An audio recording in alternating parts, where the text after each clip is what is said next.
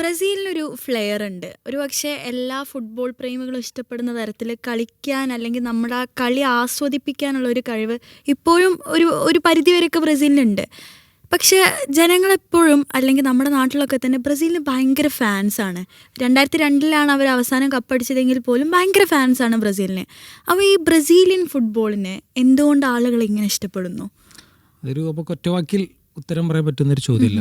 കേരളത്തിൽ നല്ല ലോകത്ത് എല്ലായിടത്തും ബ്രസീൽ ഭയങ്കര ആരാധകരുടെ ടീമാണ്. അതൊരു പല കാരണങ്ങളാണ്. ഇപ്പോൾ നമ്മൾ ചരിത്രത്തിൽ ഏറ്റവും കൂടുതൽ ആരാധിക്കപ്പെട്ട ബ്രസീൽ ടീം ഏതാണെന്ന് ചോദിച്ചാൽ പെട്ടെന്ന് എല്ലാവരും പറയാം 2002 ടീമൊക്കെ ആയിരിക്കും. പക്ഷേ ഏറ്റവും കൂടുതൽ ജനങ്ങൾക്കിടയിൽ സ്വാധീനമുള്ള ബ്രസീൽ ടീം എന്ന് പറയുന്നത് 1982 വേൾഡ് കപ്പിൽ ബ്രസീൽ ടീമാണ്. ആ ബ്രസീൽ ടീമാണെങ്കിൽ സെമി ഫൈനൽ പോലും എത്താത്തൊരു ടീമാണ്. പക്ഷേ അന്നത്തെ വേൾഡ് കപ്പിലെ പ്ലേയേഴ്സിനെ ഇന്നും നമ്മൾ കേരളത്തിലുള്ളവർക്ക് പോലും അറിയും. സീക്കോ, സോക്രട്ടീസ്, ഫാൽക്കോ ജൂനിയർ എന്നൊക്കെ പറയുന്ന ഒരു ബ്രസീൽ ടീമാണ്. ഇപ്പോൾ പലരും ഇപ്പോൾ പെപ് ഗാർഡിയോള പറയുന്നത് ഞാൻ കണ്ടിട്ടുള്ളതിൽ വെച്ച് ഏറ്റവും മനോഹരമായ ടീമാണ് ആ ബ്രസീൽ എന്നാണ് പറയുന്നത്. അത് എന്തുകൊണ്ടാണെന്ന് ചോദിച്ചാൽ അന്ന് അവരുടെ കളിശൈലി കൊണ്ടാണ്. കാരണം ഞാൻ പറഞ്ഞല്ലോ, അതായത് സെമി ഫൈനൽ പോലും എത്താത്തൊരു ടീമായിട്ടും അവർ തിരിച്ചു വരുമ്പോൾ അവരെ എയർപോർട്ടിൽ ആളുകൾ കാത്തു നിന്നാണ് സ്വീകരിച്ചത്. എന്നാൽ ഒരുപക്ഷെ ചരിത്രത്തിൽ ഏറ്റവും കൂടുതൽ വിമർശനം കേട്ടിട്ടുള്ള ബ്രസീൽ ടീം ഏതാണെന്ന് ചോദിച്ചാൽ അതൊരു വേൾഡ് കപ്പ് വിന്നിംഗ് ആയിട്ടുള്ള ടീമാണ്. 1994 ബ്രസീൽ ടീം. അത് ദുങ്കയുടെ പിന്നീട് ബ്രസീലിൻ്റെ കോച്ചൊക്കെയായിട്ടുള്ള ദുങ്കയാണ് അന്നത്തെ ക്യാപ്റ്റൻ. അന്ന് ലോകകപ്പ് ബ്രസീൽ നേടിയിട്ടും ബ്രസീലിൽ വലിയ വിമർശനങ്ങളായിരുന്നു. കാരണം ബ്രസീലിൻ്റെ എന്താ പറയുക, ഒരു സൗന്ദര്യാത്മകമായ കളിയെ കൊന്ന് ഡിഫൻസ് നിന്നിട്ട് ഒരു ഡിഫെൻസീവായിട്ടുള്ള ശൈലിയിലൂടെയാണ് ബ്രസീൽ കപ്പ് നേടിയെന്നതാണ് വിവാദം. അതാണ് ബ്രസീലിയൻ ഫുട്ബോളിൻ്റെ പ്രത്യേകത. അതായത് ഒരു ലോകകപ്പ് നേടിയ ടീമിനെ നാട്ടിലെ രാഷ്ട്രീയക്കാരും അവിടുത്തെ ഫുട്ബോളേഴ്സും എല്ലാവരും വിമർശിക്കുന്നു. അതേസമയം വേൾഡ് കപ്പിന് തൊട്ട് മുമ്പ്, അതായത് സെമി പോലും എത്താത്തൊരു ടീമിനെ നാടൊന്നാകെ വാഴ്ത്തപ്പെട്ടുകൊണ്ടേയിരിക്കുന്നു. ഇപ്പോൾ 1982 ബ്രസീൽ ടീമിനെ കുറിച്ച് പറയുമ്പോൾ അവർക്ക് ഏറ്റവും, അതായത് അന്ന് ഇന്നത്തെ പോലെ ഗ്രൂപ്പ് പ്രീ ക്വാർട്ടർ ആ ഒരു സ്റ്റൈലല്ല. ആദ്യം ഒരു ഗ്രൂപ്പ് സ്റ്റേജ്, പിന്നീട് സെക്കൻഡ് ഗ്രൂപ്പ് സ്റ്റേജ്, അങ്ങനെയാണ് അന്നത്തെ ഒരു മത്സരക്രമം. അപ്പോൾ അന്നത്തെ ആദ്യത്തെ ഗ്രൂപ്പ് സ്റ്റേജ് ബ്രസീൽ എല്ലാ മത്സരങ്ങളും വിജയിച്ചിട്ട് മുന്നേറി. സ്കോട്ട്ലൻഡ്, ന്യൂസിലാൻഡ് അവരൊക്കെ തോൽപ്പിച്ച് മുന്നേറി. സെക്കൻഡ് റൗണ്ടിൽ വന്നത് അർജൻറ്റീനയും ഇറ്റലിയും ബ്രസീലായിരുന്നു സെക്കൻഡ് ഗ്രൂപ്പ് സ്റ്റേജിലുണ്ടായിരുന്നു. അപ്പോൾ അതിലെ ഏറ്റവും പോയിൻ്റുള്ള ടീം സെമിയിലേക്ക് മുന്നേറും. അങ്ങനെയായിരുന്നു അന്നത്തെ ഒരു സ്ട്രക്ചർ. അപ്പോൾ ബ്രസീൽ ആദ്യത്തെ മത്സരത്തിൽ അന്ന് അർജൻറ്റീനയെ തോൽപ്പിക്കുന്നുണ്ട്. പിന്നീടുള്ള മത്സരത്തിൽ ബ്രസീലിന് ഒരു എന്താ പറയുക സമനില കിട്ടിയാൽ മാത്രം സെമിയിലേക്ക് മുന്നേറാം. അപ്പോൾ ആ നിർണായകമായ മത്സരം കളിക്കേണ്ടി വന്നത് ഇറ്റലിയോടാണ്. അപ്പോൾ ബ്രസീലിനെ വേണമെങ്കിൽ സമനിലയ്ക്ക് വേണ്ടി കളിച്ചിരുന്നുവെങ്കിൽ അന്ന് വിജയിക്കാമായിരുന്നു. പക്ഷേ ബ്രസീൽ അന്ന് അറ്റാക്കിംഗ് ഫുട്ബോളിന് പോകുന്നു. എന്നിട്ട് തിരിച്ചാണെങ്കിൽ പൗളോ റോസി ഹാട്രിക് അടിച്ച് ഇറ്റലി 3-2 വിജയിക്കുന്നു. അതായത് ബ്രസീലിൻ്റെ ഒരു ബ്യൂട്ടിഫുൾ ഫുട്ബോളിനെ ഒരു ഇറ്റലി എന്താ പറയുക കുറച്ച് ഫിസിക്കൽ ഗെയിം വെച്ചിട്ടൊക്കെയാണ് ജയിച്ചതെന്നാണ് പറയുന്നത്. ഇപ്പോഴും സ്റ്റിൽ നമ്മൾ ഗൂഗിളൊക്കെ ചെയ്താൽ മനസ്സിലാവും ആ മത്സരത്തിൽ സ്റ്റിൽ വിശേഷിപ്പിക്കുന്നത് ദ ഡേ ഫുട്ബോൾ ഡൈഡ് എന്നാണ്. ഫുട്ബോൾ മരിച്ച ദിവസം എന്നാണ്. കാരണം ആ ഒരു ലോകകപ്പിലെ തോൽവിയോടെ ഇപ്പോൾ ബ്രസീലിനെ ആളുകൾ സ്നേഹിക്കുകയൊക്കെ ചെയ്തു. പക്ഷേ ബ്രസീലിന് ഫുട്ബോളിൽ വലിയൊരു മാറ്റം ഉണ്ടാക്കുന്ന ഒന്നാണ്. അപ്പോൾ അവിടുത്തെ ഈ രാഷ്ട്രീയക്കാരും അവിടുത്തെ ഫിലോസഫേഴ്സൊക്കെ ബ്രസീലിൻ്റെ ഈ കളി ഇങ്ങനെ പുകഴ്ത്തിക്കൊണ്ടിരിക്കുമ്പോഴും അവിടെ ഒരു ഫുട്ബോളേഴ്സിനിടയിൽ ഭയങ്കര ഒരു ഡിബേറ്റ് നടന്നു. കാരണം നമ്മളിങ്ങനെ ഇത്ര ബ്യൂട്ടിഫുള്ളായി കളിച്ചിട്ട് ഇങ്ങനെ തുടർച്ചയായിട്ട് പുറത്തു പോകണോ, വേൾഡ് കപ്പിൽ നിന്ന് പുറത്തു പോകണോ എന്നുള്ളൊരു ചോദ്യം അവിടെ വരികയാണ്. അങ്ങനെയാണ് അവരൊരു പുതിയ സ്ട്രക്ചറിലേക്ക് മാറുന്നത്. അതിൻ്റെ ഏറ്റവും പ്രധാനപ്പെട്ട ആൾ ഒരു പ്ലെയർ എന്നുള്ള രീതിയിൽ ദുങ്കയായിരുന്നു. എന്നിട്ടാണ് ദുങ്ക ഒരു ഡിഫെൻസീവ് സ്റ്റൈലിലൂടെയാണ് 1994 ലോകകപ്പ് ജയിക്കുന്നത്. കാരണം 94 ലോകകപ്പ് ഞാനൊന്നും ഡയറക്റ്റ് കണ്ടിട്ടില്ല. നമ്മളതിൻ്റെ ഒരു വായിക്കുമ്പോഴൊക്കെ നമുക്കറിയാം. അപ്പോൾ അന്നത്തെ ഇറ്റലിയൊക്കെ അന്ന് ബ്രസീലിനേക്കാൾ നന്നായിട്ടുള്ള ഫുട്ബോൾ കളിച്ച ടീമാണെന്നൊക്കെയാണ് പറയുന്നത്, ബേജിയോട് ഇറ്റലി. പക്ഷേ ബ്രസീൽ അന്നൊരു പെനൽറ്റി ഷൂട്ടൗട്ടിലേക്കാണ് ഫൈനൽ ജയിക്കുന്നത്. അപ്പോൾ ഞാൻ പറയുന്നത് ഏറ്റവും ഹെയ്റ്റ് വാങ്ങിയൊരു ടീം എന്ന് പറയുന്നത് ആ ദുങ്കയുടെ ബ്രസീൽ. പിന്നീട് ബ്രസീൽ അതിനുശേഷം നമുക്ക് തോന്നുന്നത് കുറച്ചും കൂടി ഒരു എന്താ പറയുക ആ ഒരു 94 ടീം അല്ലായിരുന്നു പിന്നീടുള്ള കാലഘട്ടങ്ങൾ. ഇപ്പോൾ 2002 ആണെങ്കിൽ രണ്ടും ഉണ്ടായിരുന്നു. ഒരു ഡിഫെൻസീവ് ആയിട്ടുള്ളൊരു സ്ട്രക്ചർ ഉണ്ടായിരുന്നു. ഇപ്പോൾ കഫുവിനെ പോലുള്ള ആളുകൾക്ക് ഒരു ഡിഫെൻസീവ് സ്ട്രക്ചറുള്ള ടീമാണ്. പക്ഷേ അതിലൊരു അറ്റാക്കിംഗ് ഫ്ലെയർ കൂടി ഉണ്ടായിരുന്നു. പ്രത്യേകിച്ച് ഈ റൊണാൾഡീഞ്ഞോയും റിവാൾഡോയൊക്കെ ഉള്ളതുകൊണ്ട് തന്നെ അതിൽ കുറച്ചും കൂടി ഒരു സാമ്പാ ടച്ച് ഉണ്ടായിരുന്നു. അപ്പോൾ ആ ഒരു 2002 ലോകകപ്പിലെ കുറേ മൊമെൻറ്റ്സ് ഉണ്ട്. അപ്പോൾ ആ റൊണാൾഡോയുടെ കരിയിലെ കിക്ക് അതൊക്കെ ഒരു ബ്രസീലിയൻ ഫ്ലെയറുള്ള സാധനങ്ങളാണ്. അപ്പോൾ ബ്രസീലിൻ്റെ ഒരു ഗോൾഡൻ പീരീഡ് സത്യത്തിൽ നമുക്കൊരു 94 to 2007 വരെ പറയാം. കാരണം 94 വിജയിക്കുന്നു, 98 ഫൈനലിൽ, 2002 വീണ്ടും ജേതാക്കളാകുന്നു. 2006 ബ്രസീൽ ടീമാണ് വൺ ഓഫ് ദ ബെസ്റ്റ് സ്ക്വാഡായിരുന്നു. പക്ഷെ എന്നാലും സിദാൻ്റെ ഒരു മാജിക്കൽ ഇതിന് മുന്നിൽ പോയി പോകേണ്ടത്. പക്ഷേ അതിന് ശേഷമുള്ള കോപ്പയും ഒരുപാട് വിജയിച്ചിട്ടുണ്ട്. 97 കോപ്പ ജേതാക്കളാണ്, 2004 കോപ്പ ജേതാക്കളാണ്, 2007 കോപ്പ ജേതാക്കളാണ്. അതിനിടയിൽ അന്ന് വലിയ ടൂർണമെൻറ്റാണ് ഈ കോൺഫെഡറേഷൻ കപ്പ്.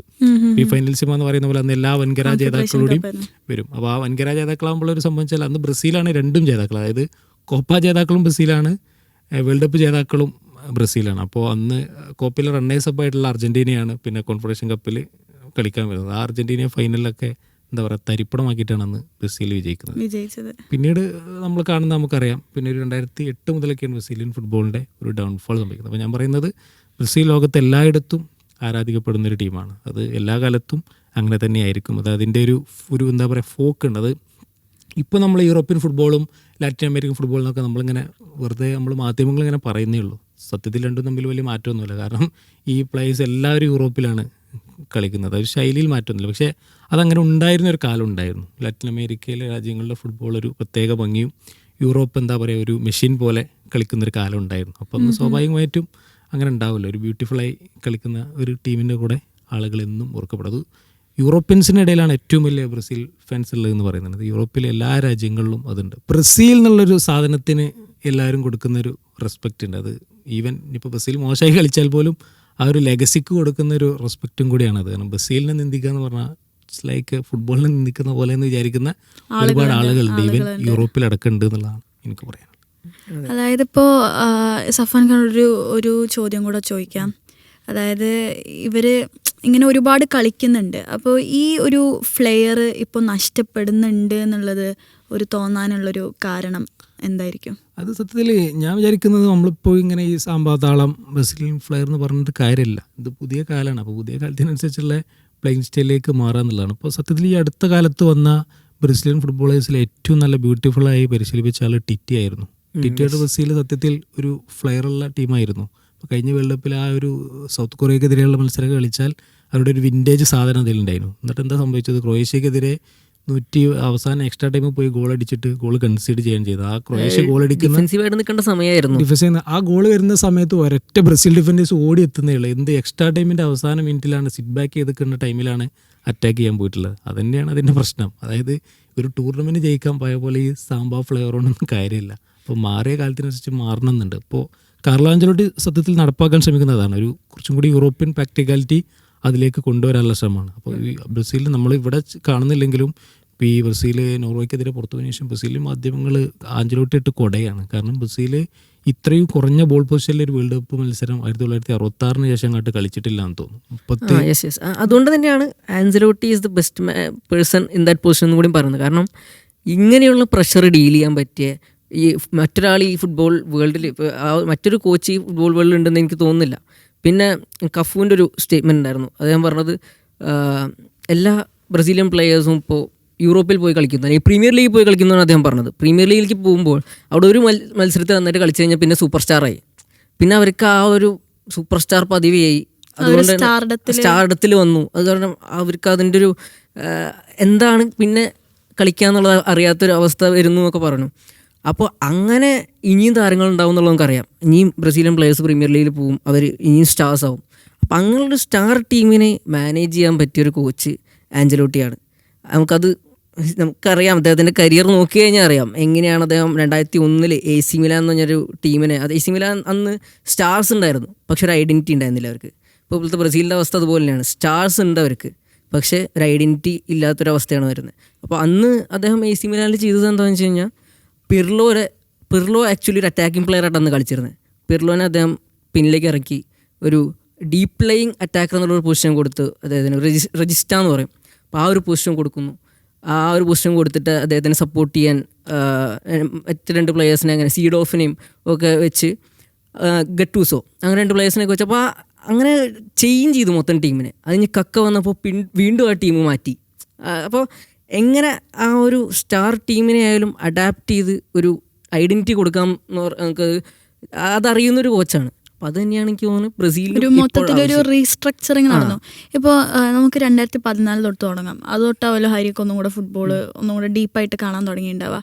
അപ്പോൾ ഈ 2014 എനിക്ക് തോന്നുന്നു ഒരു നല്ല ടീം തന്നെ ആയിരുന്നു ബ്രസീൽ എന്നുള്ളത്.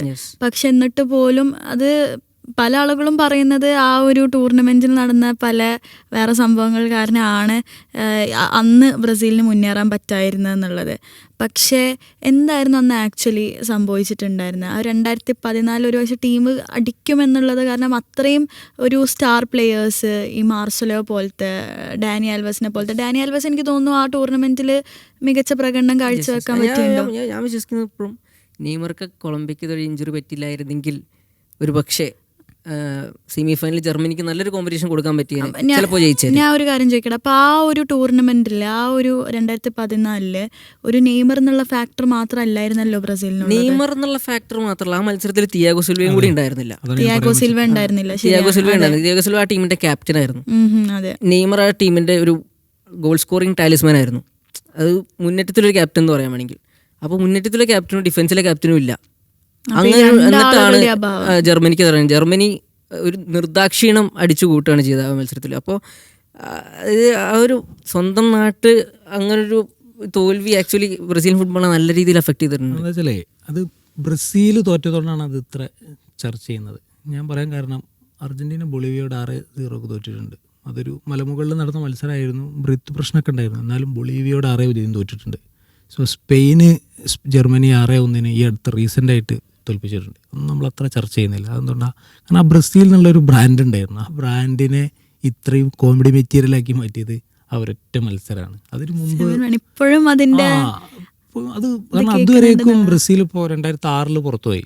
കാരണം അന്ന് സിദാൻ്റെ ഒരു എന്താ പറയുക എക്സ്ട്രാ മാജിക്കൽ പെർഫോമൻസിൽ ഒരു ഒരൊറ്റ ഗോൾ വാങ്ങിയിട്ടാണ് ബ്രസീൽ പുറത്തു പോകുന്നത്. 2010 2010 ഇന്ത്യ പത്തിൽ ഒരു ലാസ്റ്റ് കുറേ ഇയേഴ്സ് നോക്കിയാൽ ഏറ്റവും വേസ്റ്റ് ബ്രസീൽ ടീമായിട്ട് വന്നത് 2010. കാരണം 2006 അവരുടെ ഒരു വലിയ ജനറേഷൻ അങ്ങ് പോയി. റോബർട്ടോ കാർലോസ്, റൊണാൾഡോ നീണ്ടൊരു നേരത്തെ കഫൊക്കെ പോയി. ആകെ 2010 വരുമ്പോൾ ഈ കക്ക മാത്രമാണ് ഒരു അത്യാവശ്യം ഫേമസ് ആയിട്ടുള്ള ഒരാളുള്ളത്. എനിക്കൊന്ന് ഡാനി ആൽവസ് ഉണ്ട്. ആൽവസും ഇങ്ങനെ അന്ന് ബൈസയിലൊക്കെ വരുന്ന ടൈമേ ഉള്ളൂ. 2009 ഡാനി ആൽവസ് ബൈസയിലെത്തുന്നത്. അപ്പോൾ ആ ഒരു ബ്രസീൽ ടീമിനെ മാറ്റി നിർത്തിയാൽ ആ ബ്രസീൽ ടീം പോലും നെതർലൻഡ്സ് എന്ന ഫൈനലിസ്റ്റുകളായ ഒരു ടോപ്പ് ടീമായിരുന്നു. ആ ടീമിനോട് 2-1 തോൽക്കുന്നത്. എന്നാൽ ബ്രസീൽ എന്നുള്ളൊരു ബ്രാൻഡ് ഉണ്ടായിരുന്നു. പക്ഷെ ആ ഒരു ബ്രാൻഡ് 14 എന്താ പറയുക ഇല്ലാതായി പോകുക എന്നുള്ളതാണ്. എനിക്ക് തോന്നുന്നത് സ്റ്റിൽ ബ്രസീലിന് അതിന് ശേഷം ആ ഒരു ഫ്ലോയിലേക്ക് എത്താൻ പറ്റില്ല. അതിൻ്റെ ഒരു ഇന്നലെ ഇപ്പോൾ ഞാൻ വേറെ ഏതൊരു ചർച്ചയിൽ ആരോ പറയുന്നത് കേട്ടോ, അതിൻ്റെ ഒരു എന്താ പറയുക അവരെ തലക്ക് മുകളിൽ സ്റ്റിൽ ഇങ്ങനെ നിൽക്കുന്നുണ്ട്. ഒരു അപമാനം ഉണ്ടല്ലോ. അതങ്ങനെയാണ് ഒരു എന്താ പറയുക ഗ്രേറ്റസ്റ്റായി നിൽക്കുന്ന ഒരു സംഭവം. ഇപ്പോൾ നമ്മളൊരു ഉസൈൻ ബോൾട്ട് ഒരു മത്സരത്തിൽ ഓടാൻ പോയിട്ട് ഏറ്റവും അവസാനക്കാരനായി ഓടി വന്നാൽ പിന്നീട് അദ്ദേഹത്തിൻ്റെ കരിയറിൽ ഉണ്ടാക്കുന്നതുണ്ട്. അതുപോലെയാണ് ആ ഒരു ബ്രാൻഡ് അവിടെ അതിനൊരു ഇളക്കം തട്ടി. അത് ഇനി തിരിച്ചു വരണമെങ്കിൽ ഒരു വേൾഡ് കപ്പ് വേണം. പക്ഷേ എൻ്റെ ഒരു അഭിപ്രായത്തിൽ അപ്പോൾ അങ്ങനെ ഒരു ബ്രാൻഡ് തിരിച്ചു വരണമെങ്കിൽ ഒരു മിത്തിക്കൽ ഹീറോ ആ ടീമിൽ വേണമെന്നാണ് ഞാൻ പ്രതീക്ഷിക്കുന്നത്. അതായത് ഇപ്പോൾ നെയ്മറിനെ പോലത്തെ. പക്ഷേ നെയ്മറിന് ആ ഒരു മിത്തിക്കൽ ഹീറോ ലെവലിലേക്ക് ഉയരാനുള്ളൊരു അവസരം കിട്ടിയിട്ടില്ല അദ്ദേഹത്തിൻ്റെ പരിക്കുകളൊന്നും കാരണം. ഒരു ലയണൽ മെസ്സി പോലെ, ക്രിസ്ത്യാനോ റൊണാൾഡോ പോലെ, ഇപ്പോൾ ഫ്രാൻസിന് എംബാപ്പെ എങ്ങനെയാണോ ഒരു നിമിഷം കൊണ്ട് കളി മാറ്റാം. ഒരു വിശ്വാസം ഉണ്ടല്ലോ ആരാധകർക്കൊക്കെ വരുന്നൊരു വിശ്വാസം. ബ്രസീലിയൻ ഫ്ലെയർ ഉള്ള ഒരു പ്ലെയർ അതാണ് ഉദ്ദേശിക്കുന്നത്. കംപ്ലീറ്റ് ബ്രസീലിയൻ ഫ്ലെയർ വേണമെന്നില്ല. ആ ഒരു മത്സരം തിരിക്കാൻ പറ്റണം. ഒരു ആൾക്കാർക്ക് ഒരു വിശ്വാസം വേണം. അവൻ ഇറങ്ങിക്കഴിഞ്ഞാൽ നമുക്ക് ജയിക്കാൻ പറ്റും എന്നുള്ള തോന്നൽ വേണം. അപ്പോൾ ഒരു മിത്തിക്കൽ ഹീറോ ആ ഒരു മിത്തിക്കൽ ഹീറോയിൻ്റെ കുറവ് എനിക്ക് തോന്നുന്നു ബ്രസീലിനുണ്ട്. ഒരു എന്താ പറയുക ഈ പറയുമ്പോൾ ഈ വേൾഡ് കപ്പിൽ എന്താണ് ഇപ്പോൾ ഈ നോർവേക്കെതിരെ എന്താണ് ജയിക്കാത്തതിന് കാരണം എന്ന് പറയുമ്പോൾ അവിടെ ഒരു ഫിനിഷർ ഇല്ല. ഒരു അങ്ങനത്തെ ഒരു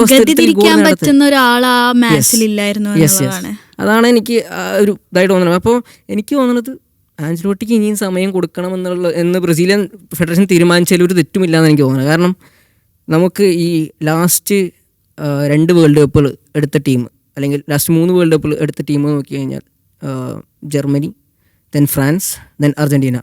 ഇവരുടെയൊക്കെ കോച്ചുകൾ ഇപ്പോൾ ഡെഷാംസ് എത്ര കാലമായിട്ട് ഫ്രാൻസിൻ്റെ കോച്ചാണ്. സ്കലോണി ആ അർജന്റീൻ ടീമിനെ ഏറ്റെടുത്തിട്ട് 3 വർഷം കഴിഞ്ഞിട്ടാണ് ആദ്യത്തെ കോപ്പ അമേരിക്ക അടിക്കുന്നത്. അത് കഴിഞ്ഞിട്ടാണ് പിന്നെ വേൾഡ് കപ്പിലേക്ക് വരുന്നത്. ജോക്കിം ലോവും അതുപോലെ തന്നെയാണ്.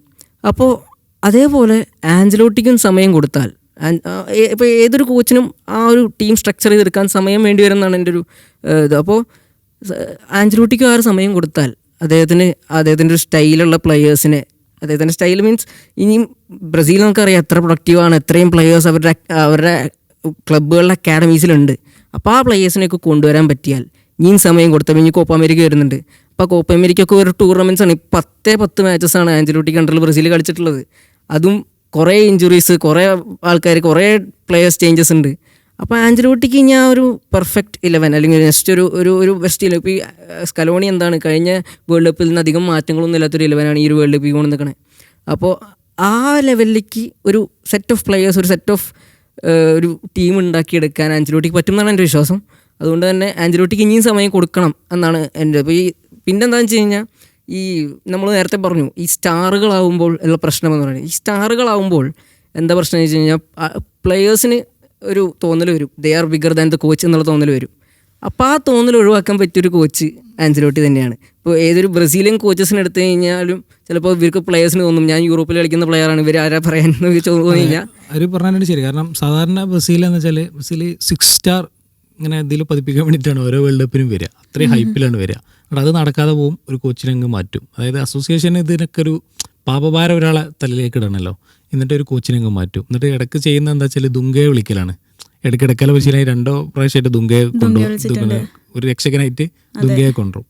അപ്പോൾ അത് മാറ്റുക എന്നുള്ളതാണ് ആദ്യം ചെയ്യുള്ളത്. അത് അവർ നേരത്തെ മുൻകൂട്ടി കണ്ടിട്ടുണ്ട്. ഇപ്പോൾ ആഞ്ചലോട്ടിക്ക് എന്തുകൊണ്ടാണ് നേരത്തെ കരാർ നീട്ടി കൊടുത്തത്? കാരണം ഈ ഒരു വേൾഡ് കപ്പ് അവർ കുറച്ചും കൂടി ഒരു യൂറോപ്യൻസിനെ പോലെ ചിന്തിക്കാൻ തുടങ്ങിയിട്ടുണ്ട്. ഈ വേൾഡ് കപ്പ് അവർക്ക് ഏറെക്കുറെ കിട്ടില്ല, നമ്മൾ ഫാൻസ് ഫ്ലെക്സിൽ ചെയ്തെങ്കിലും അവരത് സത്യത്തിൽ പ്രതീക്ഷിച്ചിട്ടില്ല. അതുകൊണ്ടാണ് ആഞ്ചലോട്ടിക്ക് ഒരു ലോങ് ടൈം പ്രൊജക്റ്റ് കൊടുത്തിട്ടുള്ളത്. ഇനി ആഞ്ചലോട്ടിക്കുള്ള നെക്സ്റ്റ് ബിഗ് ടാസ്ക് എന്ന് പറയുന്നത് അടുത്തത് കോപ്പയാണ്. അമേരിക്കയിൽ തന്നെയാണ് അടുത്ത കോപ്പ് നടക്കുന്നത്. അതിലേക്ക് ടീമിന് സെറ്റാക്കി എടുക്കുക എന്നുള്ളത്. ഇപ്പം പിന്നെ മാത്രമല്ല, ഇപ്പോൾ ക്ലബ് ഫുട്ബോളിലൊക്കെ ഇപ്പോൾ ദീർഘകാലം പരിശീലകരെ നിർത്തുന്നതാണ് എല്ലാവരും ചെയ്യുന്നത്. അപ്പോൾ അല്ലാത്ത ടീമൊക്കെ കൂടുതൽ കൊളാപ്സിലേക്ക് പോയിക്കൊണ്ടിരിക്കുകയാണ്. ഇപ്പോൾ മാഞ്ചസ്റ്റർ യുണൈറ്റഡ് എന്താ ചെയ്തിരുന്നത്? കോച്ചുമാരെങ്ങനെ മാറ്റിക്കൊണ്ടിരിക്കുകയാണ്. Chelsea same situation. പക്ഷേ ആഴ്സണൽ കുറേ അപമാനങ്ങളൊക്കെ ആ ഒരു കോച്ചിനെ വെച്ചിട്ട് കേട്ടു. പക്ഷേ അവസാനം ടെസ്റ്റ് പ്രോസസ് എന്ന് പറയുമല്ലോ, അവസാനം അവരൊരു ചാമ്പ്യൻ ടീമായി. കുറേ വർഷങ്ങളായിട്ട് ഒരു എന്താ പറയുക, ഒരു ബിഗ് ടീമായിട്ട് അവർ മാറിയിരുന്നു. ഒരു കപ്പ് കിട്ടാത്ത പ്രശ്നമുണ്ടല്ലോ, അതും ഈ വർഷം തീർന്നു. ഇപ്പോൾ റയലും ഏറെക്കുറെ അങ്ങനെ തന്നെയാണ് ഇപ്പോൾ ചിന്തിച്ചുകൊണ്ടിരിക്കുന്നത്. ഇപ്പോൾ കോച്ചിനെ എങ്ങനെ മാറ്റിയാണ് ഒരു നെക്സ്റ്റ് കൂടിയും കണ്ടിട്ടാണ് അവരൊക്കെ അടുത്ത സ്റ്റെപ്പിലേക്ക് നിൽക്കുന്നത്. അപ്പോൾ അതേപോലെ ആൻസലോട്ടിക്ക് ടൈം കൊടുക്കണം എന്നുള്ളത്. പിന്നെ മറ്റൊരു കാരണം എന്നുള്ള രീതിയിൽ നമ്മൾ പല ഇതിൽ വായിക്കുന്നത് എന്താണെന്ന് വെച്ച് കഴിഞ്ഞാൽ, ബ്രസീൽ ഇപ്പോൾ ഈ നേഷൻസ് ലീഗ് വന്നത്, യുഎഫ നേഷൻസ് ലീഗ് വന്ന കാരണം ബ്രസീലിന് ഇപ്പോൾ യൂറോപ്യൻ ടീംസിന് ഫ്രണ്ടിൽ കളിക്കാൻ കിട്ടാതെ കുറവാണ് കിട്ടുന്നത്. എന്നിട്ട് ആ മത്സരങ്ങൾ വരുന്നത് വല്ല ജപ്പാനോ അല്ലെങ്കിൽ അങ്ങനെയുള്ള കൺട്രീസായിട്ടാണ് വരുന്നത്, നോർത്ത് അമേരിക്കയിലുള്ള കൺട്രീസൊക്കെ ആയിട്ടാണ് വരുന്നത്. അപ്പോൾ അങ്ങനെ വരുമ്പോൾ യൂറോപ്യൻ സൈഡിലുള്ള കളികൾ കുറയുന്നു. അതുമാത്രമല്ല, ഈ കളികൾ ഈ ഫ്രണ്ട്ലീസൊക്കെ വരുന്നത് ആക്ച്വലി യൂറോപ്പിലാണ്. ഇപ്പോൾ ഈ ആൻഫീൽഡിലൊക്കെ ഒരു കളി വന്നു കണ്ടു. പിന്നെ ഈ ഇംഗ്ലണ്ടിലെ പല സ്റ്റേഡിയങ്ങളിലും ഈ ലീഡ്സിൻ്റെ സ്റ്റേഡിയത്തിൽ കളി വരുന്ന കണ്ടു. അപ്പോൾ അവിടെയൊക്കെ വരുമ്പോൾ ഈ ബ്രസീലിയൻ ഫാൻസിന് ഒരു കണക്ഷൻ വിട്ടുപോകുന്നു എന്നുള്ള രീതിയിലുള്ളൊരു ലേഖനത്തിൽ ഞാൻ കണ്ടു. അതായത് ബ്രസീലിയൻ ഫാൻസിന് ബ്രസീലിയൻ ടീമുമായിട്ടുള്ളൊരു കണക്ഷൻ വിട്ടുപോകുന്നു. ഈ ഒരു ഇവരുടെ കളി കാണാൻ പറ്റുന്നില്ല. ആകെ ക്വാളിഫിക്കേഷൻ മാച്ചസ് ഉണ്ട്, ബട്ട് അല്ലാതെ ഒരു ഫ്രണ്ട്ലിയോ ഒന്നും കാണാൻ പറ്റുന്നില്ല എന്നുള്ളൊരു സംഭവമുണ്ട്. അത് ലൈക്ക് ഒരു ബിസിനസ് സംഭവം കൂടിയാണ്. ഇപ്പോൾ ബ്രസീൽ അവിടെ കളിക്കുമ്പോൾ അവർക്കൊരു ഇതുണ്ട്. അപ്പോൾ വരുമാനത്തിൻ്റെ ഒരു കാര്യം വരുന്നുണ്ട്. ഈ പിന്നെ എന്ന് വെച്ചാൽ ഈ സൗത്ത് അമേരിക്കൻ കൺട്രീസ് ഉണ്ടല്ലോ, പ്രത്യേകിച്ചും അർജന്റീന, ബ്രസീലാണ് അവിടുത്തെ ഒരു സൂപ്പർ ടീമുകൾ. ഇവരെന്ന് വെച്ചാൽ ബേസിക്കലി ഇതൊരു അത്ര വലിയ ഡെവലപ്ഡ് കൺട്രീസ് അല്ല. ഇപ്പോൾ ഇംഗ്ലണ്ട് ഫുട്ബോൾ ടീമോ ജർമ്മൻ ഫുട്ബോൾ ടീമോ, അതായത് രാജ്യത്തിൻ്റെ സ്ട്രക്ചർ അങ്ങനെയല്ല. ഇപ്പോൾ അർജന്റീന ഫുട്ബോൾ ടീം എന്താ ചെയ്യുന്നത്? കഴിഞ്ഞ ലോകകപ്പ് ചെയ്യുന്ന ശേഷം അവർ പരമാവധി അത് വിറ്റ് കാശാക്കുക എന്നുള്ളതാണ്. ലോകത്ത് എല്ലായിടത്തും പര്യടനത്തിന് പോവുക. ഇന്തോനേഷ്യ ഇപ്പോൾ കേരളത്തിൽ വരിക എന്ന് പറഞ്ഞ കണ്ടതാണ്. പൈസ ഉണ്ടാക്കുക എന്നുള്ളതാണ് അസോസിയേഷൻ്റെ ലക്ഷ്യം. ഇപ്പോൾ നമ്മൾ ഇപ്പോൾ ഇംഗ്ലണ്ടോ എന്താ പറയുക, ഇപ്പോൾ ഇംഗ്ലണ്ട് വേൾഡ് ചാമ്പ്യന്മാരായി, അല്ലെങ്കിൽ സ്പെയിൻ വേൾഡ് ചാമ്പ്യന്മാരായി, ഇവരാരെങ്കിലും ഇങ്ങനെ നമ്മൾ ഇന്ത്യയിലേക്ക് കൊടുന്ന് കളിപ്പിക്കാനൊക്കെ എത്ര പേര് നോക്കും? കാരണം അത് ഇവർ അങ്ങനെ ഒരു സിസ്റ്റം ഉണ്ടാക്കിയിട്ടുണ്ടോ? അത് ഇവർക്കൊരു മുൻകാലങ്ങളിലൊരു സ്വീകാര്യത ഉണ്ട്. ആ സ്വീകാര്യത വെച്ചിട്ട് പരമാവധി മാർക്കറ്റ് ചെയ്യാൻ ശ്രമിക്കുക. ഇപ്പോൾ തന്നെ നമ്മൾ അർജന്റീനയുടെ ഫേസ്ബുക്ക് പേജ് നോക്കി നോക്കൂ, ഏറ്റവും കൂടുതൽ മാർക്കറ്റ് ചെയ്യുന്നൊരു പേജ് അതാണ്. നമ്മൾ യൂറോപ്യൻ ടീമിനെ നോക്കിയാൽ കുറച്ച് പോസ്റ്റൊക്കെ ഉണ്ടാവും. അർജന്റീനയുടെ പോയി നോക്കൂ, ഒരു ഫാൻ പേജ് പോലെയാണ് അവരുടെ പല പേജുകളും നടത്തുന്നത്, പോസ്റ്റ് ഇട്ടിട്ടും. അതായത് അവർ അങ്ങനെ ഒരു മാർക്കറ്റിംഗ് സൈഡ് കൂടി അവരാ ടീമിനെ വെച്ചിട്ട് കാണുന്നുണ്ട് എന്നുള്ള. ഞാനൊരു അതായത് ഈ ലാറ്റിൻ അമേരിക്കൻ ടീമുകളിലെ വെച്ച് കമ്പയർ ചെയ്യുമ്പം യഥാർത്ഥ ഫുട്ബോൾ കളിക്കുന്നത് ബ്രസീൽ തന്നെയാണോ എന്നുള്ളത് പല കാലങ്ങളിൽ എനിക്കും അഭിപ്രായമുള്ള ആൾ തന്നെയാണ്. അത് ഏറ്റവും ലെഗസി ബ്രസീലാണ്. പക്ഷേ എല്ലാ കാലത്തും ബ്രസീലാണ് ഏറ്റവും മനോഹരമായി കളിച്ചു എന്ന് പറയാൻ പറ്റും. ഇപ്പോൾ ഞാൻ പറഞ്ഞ പോലെ ഈ ദുങ്കയുടെ ബ്രസീൽ ഉണ്ടായിട്ടുണ്ട് ഇടക്കാലത്ത്. അതേസമയം ഒരു 2002 സമയത്ത് അർജന്റീന ബ്യൂട്ടിഫുള്ളായി ഫുട്ബോൾ കളിച്ചിരുന്ന ടീമായിരുന്നു. ഈ മാഴ്സലോ ബിയൽസയുടെ അർജന്റീന എന്ന് പറഞ്ഞാൽ അതിസുന്ദരമായിട്ടുള്ള ഫുട്ബോൾ. അതുകൊണ്ട് തന്നെയാണ് ആ കോച്ചിന് ഇപ്പോഴും നല്ല ഒരു പേരുണ്ട്. 2002 വേൾഡ് കപ്പിന് അവരാണ് ഫേവറേറ്റ് ആയിട്ട് വരുന്നത് അർജന്റീന. എന്നിട്ട് ഗ്രൂപ്പ് ഘട്ടത്തിൽ പുറത്താവുകയാണ് ചെയ്യുന്നത്. 2006 അർജന്റീന ടീം ബ്യൂട്ടിഫുൾ ടീമായിരുന്നു. ഞാനൊക്കെ കുറെ കളി കണ്ടാണ് 2006 ലോകകപ്പ്. ഈ സിമിയോണല്ല, ഈ റിക്കോൽമിയുടെ ടൈം. സിമിയോണൊക്കെ 98 ടൈമിലാണ് എനിക്ക് തോന്നുന്നത്. ഈ റിക്കോൽമിയുടെ ടൈമാണ് 2006. അന്നത്തെ ഈ കുറേ പ്ലേയേഴ്സ് ഉണ്ട്, ഈ സാവിയോള, പിന്നെ നിറയുണ്ട്, ഒരു റോഡ്രിഗസ് ഒക്കെ ഉണ്ട്, മാക്സി റോഡ്രിഗസ് ഉണ്ടായിരുന്നു. അങ്ങനെയൊക്കെ എർണൻ ക്രിസ്പോ, സുന്ദരമായ ഫുട്ബോൾ കളിക്കുന്ന ഒരു ടീമായിരുന്നു. ബെഞ്ചിലൊക്കെ ഈ പെബ്ലോ ഐമറൊക്കെ പോലെയുള്ള എന്താ പറയുക, ഒരു ഫ്ലെയറുള്ള പ്ലേയേഴ്സ് നമ്മളുള്ള അങ്ങനത്തെ പ്ലേയേഴ്സുള്ള അർജന്റീനക്കും സുന്ദരമായ കാലം ഉണ്ടായിട്ടുണ്ട്. ഒരു അങ്ങനെയാണ് അർജന്റീനക്ക് കുറേ കവിതയൊക്കെ അങ്ങനെ പുകയത്തിലൊക്കെ വരുന്നത് അതുകൊണ്ടുകൂടിയാണ്. പക്ഷേ അതാ ഞാൻ പറഞ്ഞത്. എന്നിട്ട് ആ അർജന്റീന ടീം എന്ത് നേടി? ഹോസെ ബെക്കർമാൻ്റെ അർജൻറ്റീന ടീം ഈ സ്കെലോണിനേക്കാളും ഗംഭീരമായിരുന്നു. ഇത് ഓൾമോസ്റ്റ് ഒരു മെസ്സിയെ ചുറ്റി പറ്റുന്ന ടീമാണ്. 2006 അർജൻറ്റീന ടീമൊക്കെ ഫുൾ പൊസിഷനിൽ സൂപ്പർ താരങ്ങളാണ്. റിക്കുൽമി, ക്യാമ്പിയാസോ, സാവിയോളോ, മാക്സി റോഡ്രിഗസ്, ക്രിസ്പോ, എണ്ണിയാലൊടുങ്ങാത്ത താരങ്ങളാണ്. ഫ്ലെയർ മാത്രം പോരാ ഞാൻ പറഞ്ഞതാണ്. അപ്പോൾ ബ്യൂട്ടിഫുൾ അർജൻറ്റീനക്കും അതിൻ്റെ ലെഗസി ഉണ്ട്. പിന്നെ ഇപ്പോൾ നമ്മൾ ഈ ഒരു വേൾഡ് കപ്പിലൊക്കെ നമ്മൾ ഈ ലാറ്റിൻ അമേരിക്കൻ കളിച്ചതെന്നൊക്കെ സത്യത്തിൽ എഴുതിയ ആളുകൾ നമ്മൾ തല്ലും. കാരണം ഈ പരാഗൊക്കെ കളിച്ച കളി എന്ത് കളിയാണ് കളിച്ചതെന്നുള്ളതാണ്. ഏറ്റവും റഫ് ഫിസിക്കലായി കളിക്കുന്നതും ഇതേ കൺട്രീസ് തന്നെയാണ്. ഈവൻ അർജന്റീനക്ക് പോലും കുറച്ചൊരു ഫിസിക്കൽ ഗെയിം കൂടിയിട്ടുണ്ട് മുൻകാലങ്ങളിൽ. പലപ്പോഴും ആളുകൾ പറയാറുണ്ട് ഒരു പക്ഷെ മെസ്സി ഇല്ലാന്നുണ്ടെങ്കിൽ ആ ടീം ആ ഒരു ഭയങ്കര ഫിസിക്കലായിട്ടുള്ള ഒരു ഗെയിമിലോട്ട് തന്നെ പോകുന്നത്. ഞാൻ അർജന്റീനയെ കുറിച്ച് എപ്പോഴും പറയണ്ടേ, അർജന്റീനയെ കുറിച്ച് കവിത എഴുതുമ്പോൾ ഞാൻ പറയാറുണ്ട്, ഇതൊരു പക്ക ഒരു എന്താ പറയുക ഒരു പ്രാക്ടിക്കൽ ബുക്കാണ് അർജന്റീന എന്ന് പറഞ്ഞാൽ. ഒരൊറ്റ പേജ് മാത്രമാണ് ഒരു പോയുള്ളൂ, അത് മെസ്സി മാത്രമാണ്. അതും കൂടി അങ്ങ് പോയി കഴിഞ്ഞാൽ അതൊരു പക്ക എന്താ പറയുക പ്രാക്ടിക്കൽ. നമ്മൾ പറയാത്ത, എനിക്ക് തോന്നുന്നു നമ്മൾ ടിറ്റേനെ കുറിച്ച് അങ്ങനെ വല്ലാണ്ട് പറഞ്ഞില്ല എന്നുള്ളത്. അപ്പോൾ ഒരു 2018-22 വേൾഡ് കപ്പിൽ, എനിക്ക് തോന്നുന്നു 2022 വേൾഡ് കപ്പിലൊക്കെ നമ്മൾ പ്രതീക്ഷിച്ചു ഒരു പക്ഷേ ബ്രസീൽ തന്നെ ആവും എന്നുള്ളത്. ഇനിയിപ്പോൾ ഒരു സെമി ഫൈനൽസ് അല്ലെങ്കിൽ ഫൈനൽസ് വരെ എത്തും എന്നുള്ളത് നമ്മൾ ബ്രസീലിനെ പ്രതീക്ഷിച്ചു. പക്ഷേ ക്രൊയേഷ്യക്കെതിരെ ലാസ്റ്റ് മൂമെൻറ്റ്, അതായത് നെയ്മറിൻ്റെയൊക്കെ എനിക്ക് തോന്നുന്നു ആളുടെ ഇൻ്റർനാഷണൽ കരിയറിലെ ബെസ്റ്റ് ഗോളായിരുന്നു നെയ്മർ, പക്വേറ്റ ഇവരൊക്കെ ഒരു കോമ്പിനേഷൻ പ്ലേയിൽ നേടിയ ഗോള്. പക്ഷേ 2022 കളി ഷൂട്ട് ഔട്ടിലോട്ട് പോയി. പിന്നെ 2018 ബെൽജിയത്തിനെതിരെ പരാജയപ്പെടുന്നു. അപ്പോൾ എനിക്ക് തോന്നുന്നു ടിറ്റെ ആസ് എ കോച്ച് അത്ര പരാജയപ്പെട്ടിട്ടില്ല എന്നാണ് ഞാൻ വിശ്വസിക്കുന്നത്. Tite as A coach was A brilliant coach. ഈ പറഞ്ഞ പോലെ നല്ലൊരു ബ്രസീലിയൻ കോച്ചായിരുന്നു. നല്ല ബ്രസീലിയൻ ഫുട്ബോൾ കളിക്കുന്ന, ബ്രസീലിയൻ ഫുട്ബോൾ ഭംഗി ഉള്ള ഫുട്ബോൾ കളിക്കുന്ന ഒരു കോച്ച് തന്നെയായിരുന്നു. പക്ഷേ എനിക്ക് തോന്നുന്നു പ്രാക്ടിക്കാലിറ്റിയിൽ കുറച്ച് പിന്നിലായിരുന്നു. ഈ പറഞ്ഞ പോലെ ബെൽജിയത്തിനെതിരെ, ബെൽജിയം അത്യുഗ്രൻ ടീമായിരുന്നു അന്നത്തെ ആ ഒരു ബെൽജിയം ടീം എന്ന് പറയുന്നത്. ബെൽജിയം ടീമിനൊപ്പം ആകെ ഒരു ഗോളാണ് നേടാൻ പറ്റിയിട്ടുള്ളൂ. ഈ പറഞ്ഞ പോലെ ക്രൊയേഷ്യക്കെതിരെ നെയ്മറുടെ ഒരു ഗോൾ എന്ന് പറഞ്ഞു കഴിഞ്ഞാൽ ഒരു വിന്നിങ് ഗോൾ ആവേണ്ട ഒരു ഗോളായിരുന്നു. അതായത് ബ്രസീലിയൻ ഹിസ്റ്ററിയിൽ അടയാളപ്പെടുത്തേണ്ട ഒരു ഗോളായിരുന്നു. പക്ഷേ ആ തോൽവി കാരണം അത് എവിടെയും ഇല്ലാതെ പോയി മാഞ്ഞു പോയത്. ആ ഒരു വിഷമമുണ്ട്. അപ്പോൾ ആ മത്സരത്തിൽ ഈ പറഞ്ഞ പോലെ, നേരത്തെ പറഞ്ഞ പോലെ ഡിഫെൻഡ് ചെയ്യാമായിരുന്നു. കുറച്ചും കൂടി നല്ല രീതിയിൽ ഡിഫെൻഡ് ചെയ്തിരുന്നെങ്കിൽ, ആ ലീഡ് സംരക്ഷിച്ചിരുന്നെങ്കിൽ. അപ്പോൾ അതാണ് ടിറ്റെ, അതായത് ഈ ഒരു ബ്രസീലിയൻ ഫ്ലെയർ ഇങ്ങനെ ഉണ്ടാക്കാൻ ശ്രമിച്ച ഒരാളാണ്.